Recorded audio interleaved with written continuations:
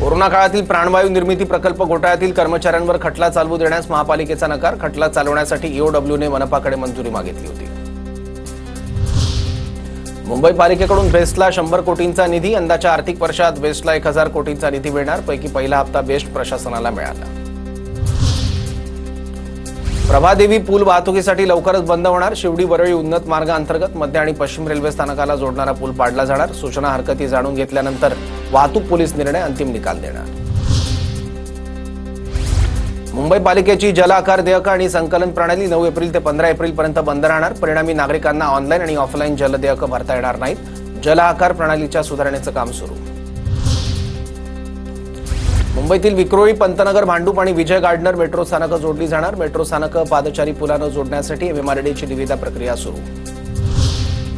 मुंबईच्या सायन रुग्णालयाच्या अधिष्ठात्यांसह 5 डॉक्टरांना मानवी हक्क आयोगाची नोटीस। सोलापुरातील गंभीर रुग्णाला दाखल करून घेण्यास विलंब केल्याचा डॉक्टरांवर ठपका।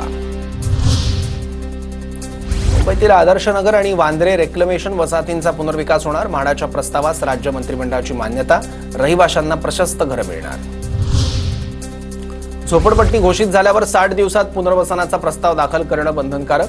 मंत्रिमंडळ बैठकीत निर्णय। तर झोपडीधारकांना भाडे वसुलीसाठी कायदेशीर संरक्षणही देण्यात आलं। खासगी विहीर मालकांना केंद्रीय भूजल प्राधिकरणाची परवानगी सादर करण्याबाबत मुंबई पालिकेची नोटीस। टँकर मालकांना विहिरीतून पाणी भरण्यास विहीर मालकांचा विरोध। टँकर मालकांच्या संघटनेचा 10 एप्रिलपासून सेवा बंद करण्याचा इशारा।